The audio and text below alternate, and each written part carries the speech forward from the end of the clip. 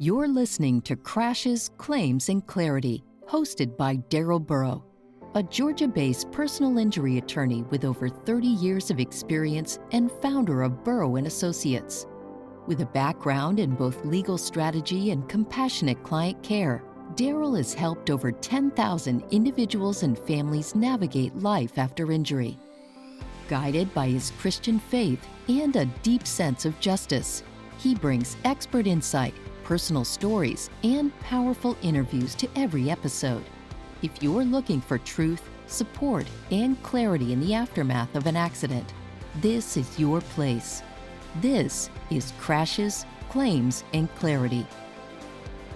Well, hello everyone, and welcome to another episode of Crashes, Claims, and Clarity. I am your host, Darrell Burrow, and I'm an attorney here in the state of Georgia. Our main office is in Duluth, here in Gwinnett County. However, we serve all of the state of Georgia. Thank you for joining me today for another episode, and I have the distinct pleasure of welcoming chiropractor Joe Hands with me today. He has agreed to come on.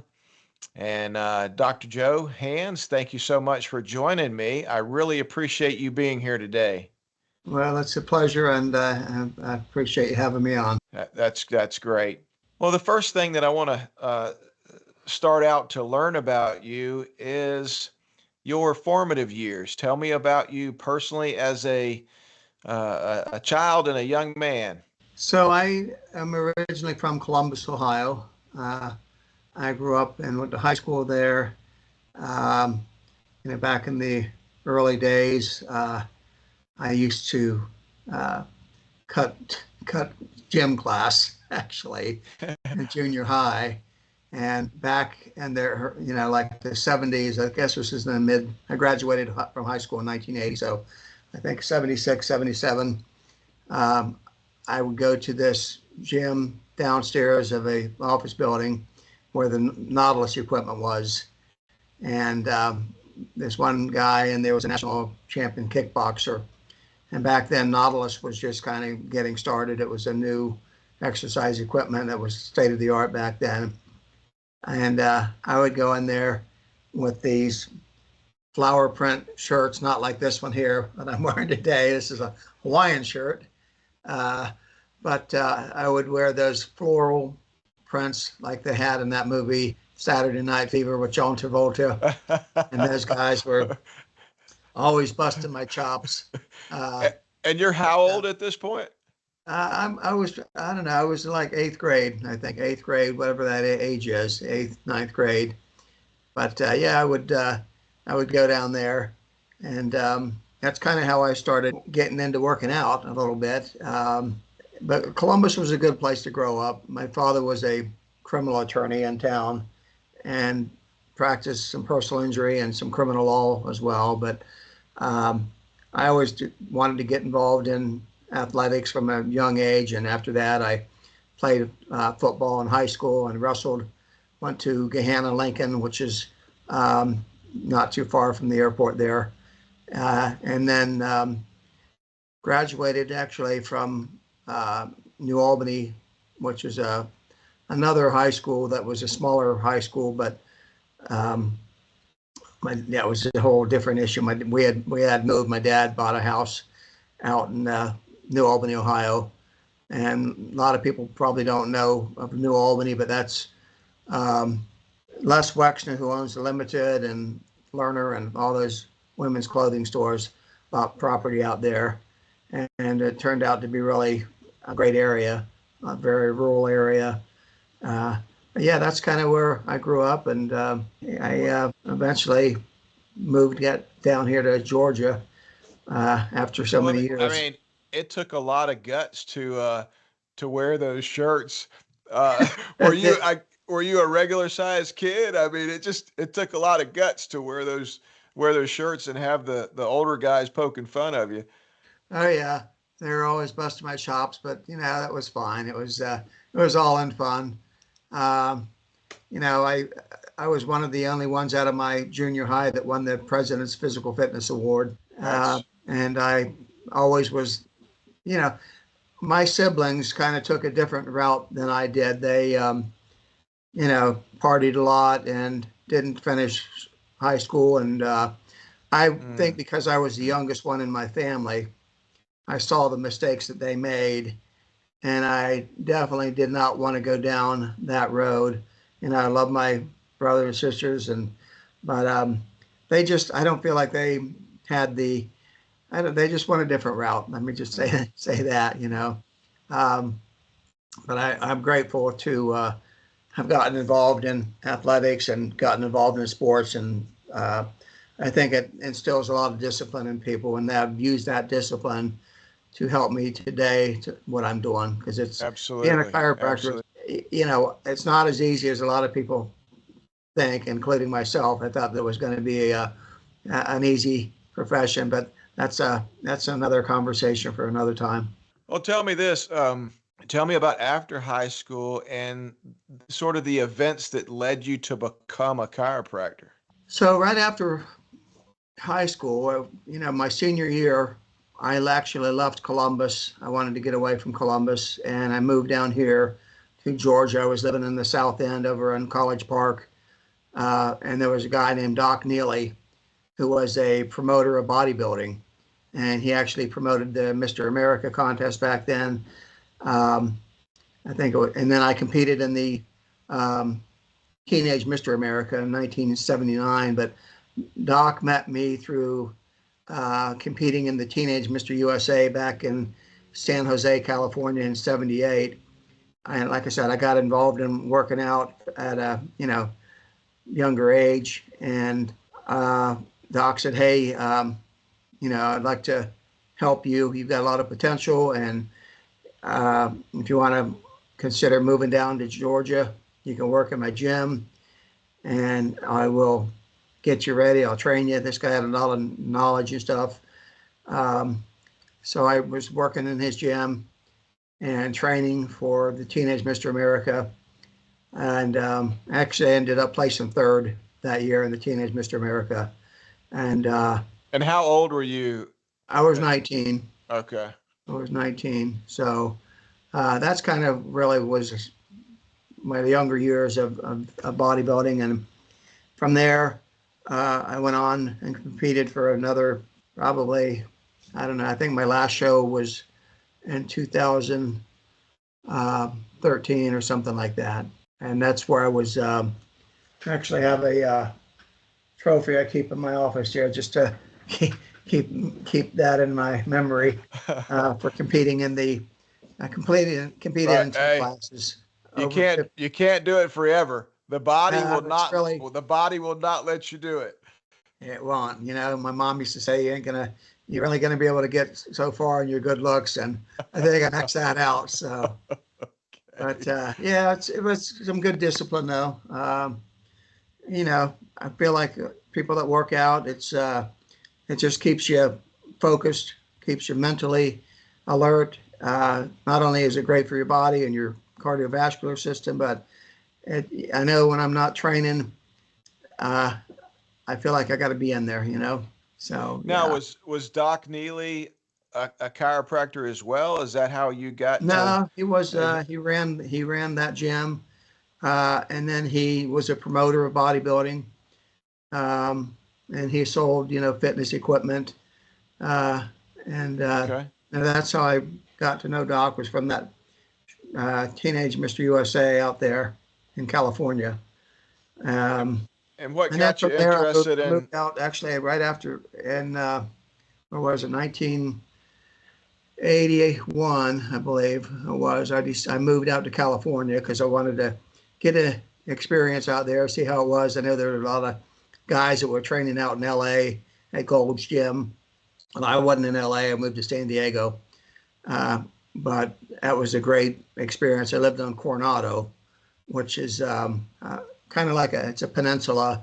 It's a big military base there, and worked out with a bunch of guys that were in the Navy, and really enjoyed San Diego. It was a great place to live, and I would love to go back there again sometime. But I worked at the Hotel Del Coronado, which is the oldest hotel in the United States, built in Huh. 1888. And a lot of people may not know this, but the Disney. It's either Disney, the one in Florida. I don't know if it's Disneyland or World. I think it's Disney Okay. uh, in Orlando. Has the replica of that same hotel. Huh. It's called the Grand Floridian. Okay. Yeah. Yeah. So that was. And how old were you then? I was about 19, 20, 19 or 20. Okay. Yeah. Wow, Worked in the hotel, and then I worked a valet parking attendant, and across the street was another hotel called the Glorietta Bay Inn, and they had a really nice golf course right off of that, coming off of that hotel. So I did that for a couple of years, and finally realized at some point that I can't be doing this forever. But I didn't really know what I wanted to do. I wasn't ready to go to Okay. college yet. So I Okay. did that, lived out in California for those couple of years. And then ultimately after that, I decided to come back home and move back to Columbus and started school at Ohio State University. Oh, wow. Yeah, it was overwhelming for me. Even back then, in the early 80s, it was overwhelming because the classes there were, 2, 3, 400 people And sometimes, yeah, you know, in one and room. the professors didn't know your name. You had an ID number, and that was pretty much it. And I didn't really care for it, so I only attended that one quarter, and I said I got to go somewhere else, and Okay. started a community college there in Columbus. Uh, and then I felt like I was just ready to kind of get out of Ohio and move down to Florida, down to Fort Lauderdale area. And I moved down there and was started doing some construction work with the laborers union. So the laborers union, that's a lot of very hard work, building scaffolds, sweeping floors, digging ditches, whatever you got to do. But it gave me a lot of, I guess, a lot of character. I guess, you know. Yep. So that was. So after that, I did that a few years, and then I decided I better figure out what I'm going to do. So I ended up meeting a girl down in Fort Lauderdale, and she was down there for the weekend, but and her name was Helen, and we kind of dated online, not online, long distance, for a number of months, and eventually I ended up moving up to New York and lived on Long Island. And I remember driving up there because a buddy of mine had an old car that he sold to me for $200. It was an old Impala, and I got it painted. I had an Earl Scheib paint job put on it, You and don't still drove that. have that car by chance, do you? No, I sure don't. My buddy, Oh, because actually when I was driving up there, I got pulled over in New Jersey. I wasn't going that fast, but I think really more that they were just wanting to, check and see if I had anything in the trunk. oh, okay. Uh, Okay. I guess it was a kind of a corridor. A lot of drugs were going up 95. Um, but I just remember getting in New York City because I got off on the wrong exit and somehow went through the Holland, the Midtown Tunnel, and I was like, "Holy cow, this is a huge city," you know. A But lot different. that was my beginning of New York, and I worked in the laborers union up there. The laborers union up there, the unions are much stronger in New York. I feel like they were all run by the mob. It seemed like it anyway. These guys would, they could shut a job down. The unions could shut a job Oh, down. yeah. Yeah, absolutely. Some of these guys, they'd drive out on the job in their suit, and they just had that mob kind of look. And I mean, I never asked any of these guys, but they all had those Italian last names, but they were good people. They just, but yeah, so I had a pretty good time in New York, and I did that for a couple of years before I decided to start school upstate New York. I went to SUNY Court. Okay. What SUNY stands for State University of New York, and I started off. I did an associate's degree on Long Island at Suffolk Community College for a couple of years, and then after the 2 years in 1987, Uh, the January of '87 is when I started my bachelor's degree in physical education. I Okay. thought that I was going to, teach physical education and coach football and wrestling in high school. That's kind of really what I wanted to do initially. So I went to school and got my bachelor's degree in that. Had to do my student teaching up at Saratoga Springs, which is upstate New York. Town called Schenectady is where I did my student teaching. They have that big race up there every year, um, up in Saratoga. I forget what it's called, but it's a big horse race, and that was always fun to go to that. But after I did my student teaching, I moved back to Columbus, and I applied for some jobs in Atlanta for teaching jobs. And Okay. although I didn't get anything permanent, the girl that I was dating from college that I met at Cortland, she moved to Atlanta and became a flight attendant. You may remember this airline called Eastern Airline. You remember them Yes. back in the Yes. day? And so I ended up moving down here and moving in with her. And I started working with Eastern while I was Oh, substitute. okay. I worked with Eastern Airlines, and I did some substitute teaching on Monday through Friday. But back then, Eastern was going through some changes. Yeah. You may remember that, and Yes. ultimately they filed for bankruptcy and folded. What But did you do? What did you do for Eastern? so I worked on the ramp. I was a ramp Okay. service, Okay. guy, one of the guys that unloads your plane and brings the planes in and is doing all this. Yeah, still build so still building character. So working out, lifting gave you good discipline, and then it's a lot of hard work that gave you character, and you're still building that character.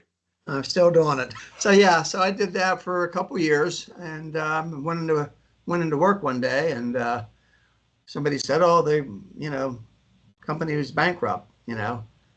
Frank Lorenzo, I guess, was the CEO of that at the time, and yeah, I never went back and got my stuff out of my locker or anything. So, Wow. but it was nice to have this.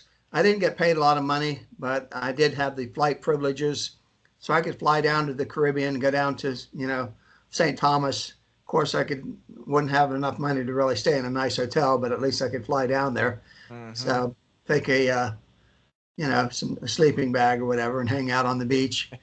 Good times, good days, good Yeah, memories. you look back on some days and you think how rough things were, but then you look back now and you think, actually those days were pretty fun, you Yeah. know. Yeah. So, uh, So how did you get into chiropractic?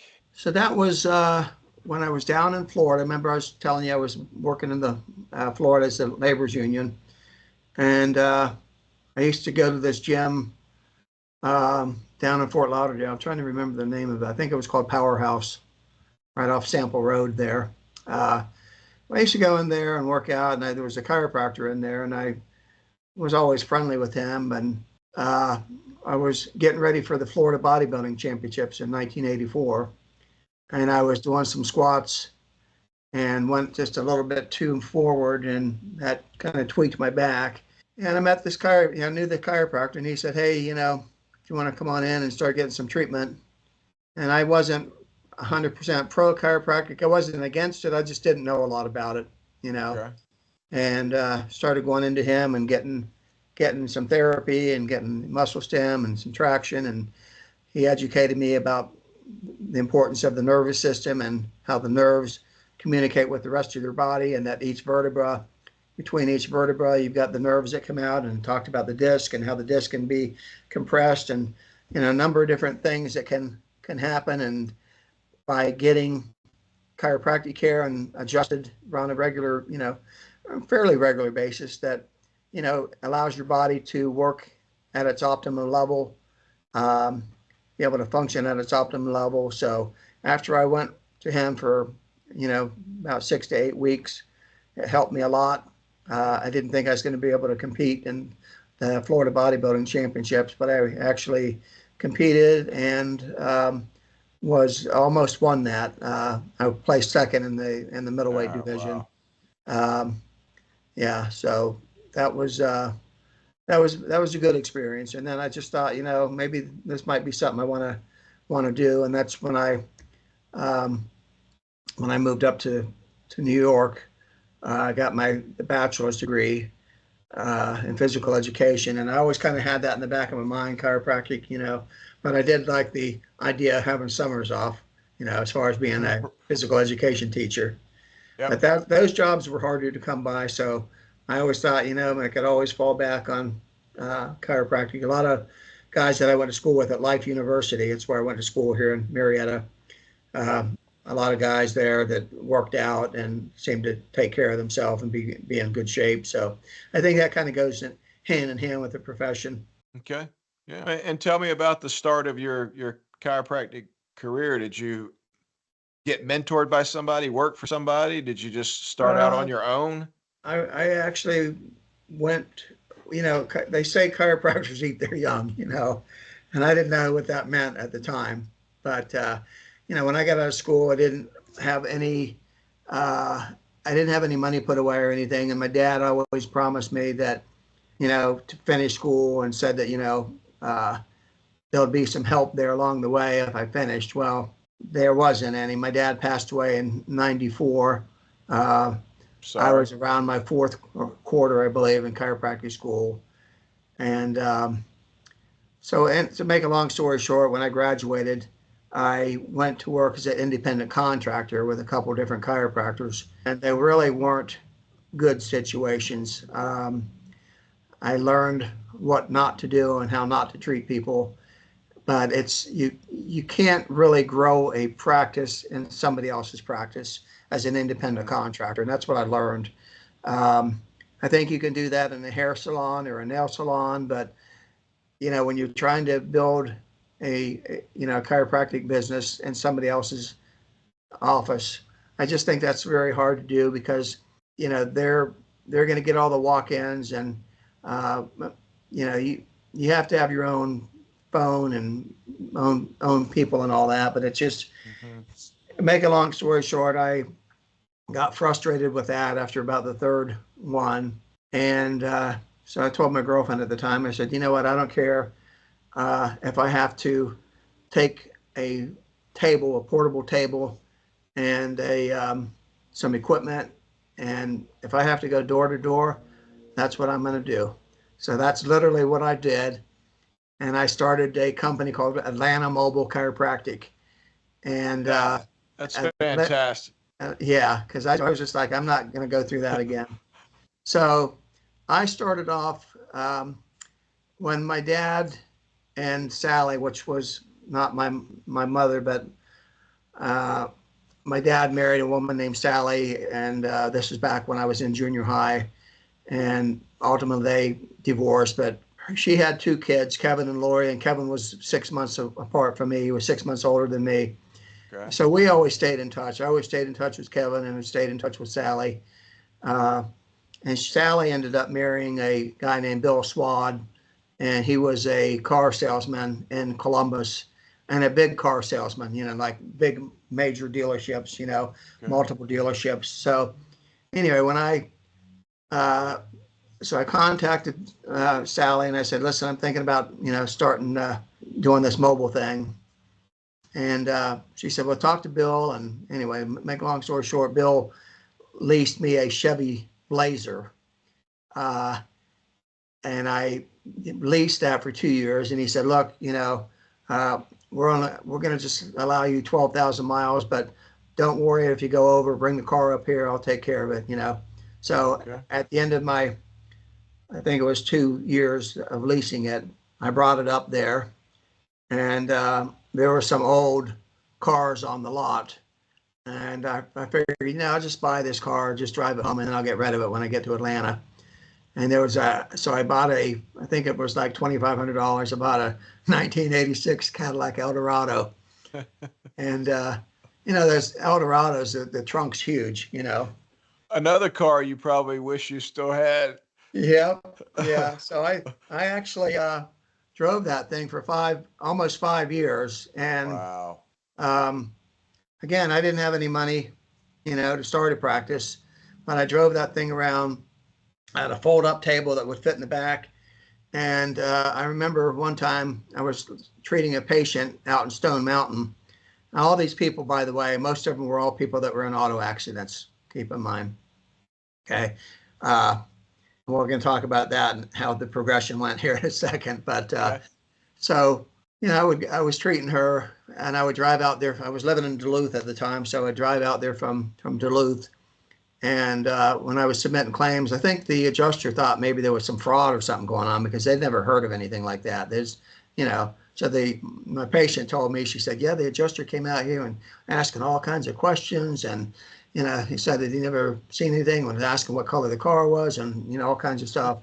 And she said, yeah, you should see the trunk of those things. The trunk of the trunk in those Eldorados is so big, you could put a body back there. But anyway, so I did that. And then I decided, I said, you know what, I was carrying equipment up flights of stairs, apartment complexes and everything. And so eventually I said, I got to do something that's going to be easier than this. So I purchased I don't remember, I think it's a 1994 25-foot Winnebago. Okay. And I converted it into a mobile clinic. And that was okay. I did that for about 5 years. I mean, it was okay. I mean, got me from point A to point B. But the tough thing about that is you could only see, 8, 10, 12 people in a day. And I reached out to personal injury attorneys. And this was back before Uber and Lyft. And they would have clients that were in auto accidents that couldn't get to a doctor. So that's kind of where I came in. And I would pull up to their, either their driveway or, work or whatever. And then people would get in the mobile clinic. And I had electrical muscle stim. I did manual therapy. I even had an x-ray box, that I could put the films up and look at the films. And that was okay. But it was just, it was something that, like I said, got me from point A to B. Oh, no, it's a great idea. You're solving a problem. It's fantastic. And the name of the website was the backmobile.com. The Backmobile. I still have shirts. That's fantastic. And I actually, as you know, I've got a poster that I had made, and I had it framed and put into my new office here now. Okay. And I keep that up on the wall just so that every time it's a conversation piece, because that, sometimes people ask about it, and I always tell people, look, that's why I got started, But at some point you let that go and transitioned into a traditional office space. So back in, I think I got that in 2000 and God, I don't know. I might have had that in 2005, but anyway, I had that probably for about 4 years or so. And then I transitioned into Valley Fitness. Remember them, health clubs? I do. So I was in there for about 2 years, and that was okay. But tough thing about being in a fitness center, in my opinion, is that people that work out, I always thought, people that work out, chiropractic is a great spoke in the wheel. When I talk about a spoke in the wheel, I'm talking about, nutrition, exercise, massage, all the different facets that make up health, And I felt like chiropractic should be one of those. Right. But the personal training director and the general manager at that time were very close. So when people would come in and tour the facility, they would get like a free week of personal training sessions. And my office was had to go all the way near the back by the locker rooms. And I had converted an area basically where they used to put the mops and the cleaning stuff and all that. But I had converted all that into a 400 square foot office. Okay. And it was just basically one little room, and I started off with one table, but at least I had people coming in the door. I could market through Valley. And I did that for a couple of years. And then I got into my first real brick and mortar office, which was at 3780 Peachtree or 3780 Old Norcross, which was the old office that I was at, Right, and right. named at Duluth Injury and Rehab Center. So I was over there for, gosh, I think 18 years. Wow. And I've Well, been, I tell you this, that one thing can be said about you. You know how to hustle, you know how to make it work, and you're a survivor. You know, you're going to make it happen. well, that's one thing that, people that know me well have described me as this, as just that I have a lot of tenacity. And There you I feel go. like you have to, a lot of times the chips are down. I remember many times going to Costco with I used to have a jar that I used to throw quarters in and sometimes dollars and change. And uh, many times going up there and paying for things with that, with that Okay. change I Okay. collected. Um, but it makes you, it kind of humbles you a little bit, and you got to do what you got to do. And I've been Oh, able to, get to a point where I'm at, but I've had a lot of support of people around me, uh-huh. uh, people that I'm friends with, um, just a number of different people, Yeah. attorneys, you know, have helped me, and very grateful for that, because Yeah. you Well, gotta. let me ask you this. Uh, you do have a lot of tenacity. We can hear that from your great story. Um, but what do you do? I mean, how do you weather really, really tough days? Is it your faith or solitude, or you just go to the gym or something else? Well, you know what they say, when the going gets tough, the tough go shopping. Okay. No, I mean, I I do like to take a day, sometimes, and my girlfriend and I will go to the mall, go to a movie, Mhm. go uh, grab dinner. We like to go up to the Mall of Georgia sometimes and go to the Cheesecake Factory or do Oh something. yeah, I think that yeah. it's important to give yourself at least one day a week to do something like that. Right, right, Be able to kind of right. enjoy. And when you're at the movies, you don't really have to think. You just watch That's the right. movie. That's right. That's Um, right. I used to, you know, work out a lot. I was 60, just turned 64 first week of August. So I'm not in the shape I used to be. And it's not even that, but it's just, I think it's really important to exercise and to eat good and all that. But uh, it's something that you gotta keep up with, Right, right. and it's something that you gotta really have it in your heart. Uh, it's not like somebody can make you do it. Mm-hmm. Mm-hmm. But but Well, that's, there's a lot of different ways to deal with stress. I think exercise is one. I've got a Harley Davidson. Grew up riding motorcycles, okay. from a young age. Even when I was in junior high school, I had a Honda QA50, and we used to ride that around the neighborhood. And so I did that, and I bought recently I bought a new Harley. I bought a uh, 2024. It's black, and it's got the bags, the saddle bags, and everything. It's a Okay. tour, but Yeah. I like to get out on the bike. I like to get out because that sense of freedom, Yeah. driving in, especially it's a little hot in the summertime, so I don't ride a lot in the summer. But now, as the fall is here, uh, I like to get out and just ride. Yeah. That's great. That's great. Well, listen, where can people find you today? I know you just recently moved to a new office. Where are all the places that people can find you? So we've moved to a location here in Norcross. Our address is 4870 Peachtree Industrial Boulevard, Suite 100, Norcross, Georgia 30071.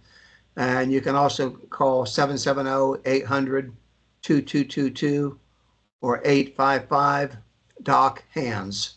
Our email for the business is info at Hands Chiropractic, which is spelled HANS. So info at handschiropractic.com. Of course, you can visit us online. Got a lot of great information on our website about not only about the services that we provide, but the different types of equipment in here. The website is handschiropractic.com, HANS, darrellhandschiropractic.com. Some of the things that we do in here, obviously personal injury is really my passion. I like helping people that have been involved in accidents because a lot of people don't know where to go. They don't know what to do. And insurance companies, they're looking out for their own interest. And so it's important that if people are in an accident to either call your doctor or call your attorney first. And what I think a lot of people don't realize is they think they have to pay something out of pocket, and we work on a lien, which means they don't have to pay anything. They sign a document. We work with several attorneys in the area, competent attorneys, as you know. You're one of them that we have worked with in the past, and get these people started under care pretty quickly, because if they don't get under care quickly, then that's going to have an effect on their case. Insurance companies are looking for any reason they can now to deny or reduce payment on these claims. Yep, they sure are. I thank you so much for joining me today. It's a fantastic story of tenacity, hustle. I thank you so much for joining me today. Well, I appreciate it. It was an honor being on here, and I thank you for having me. And it's just nice to talk with people and to get to know me a little bit. And this is a great Absolutely. Great form to do that. And I sincerely appreciate it. Yep. God bless you, Dr. Hands. Thanks so much, Darrell. You've been listening to Crashes, Claims, and Clarity with attorney Darrell Burrow, founder of Burrow & Associates and a trusted advocate for over 30 years.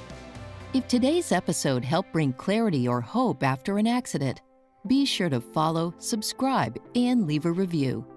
To connect with Darrell or learn more, visit legalatlanta.com. Join us next week for another honest, faith-centered conversation about recovery, rights, and moving forward after injury.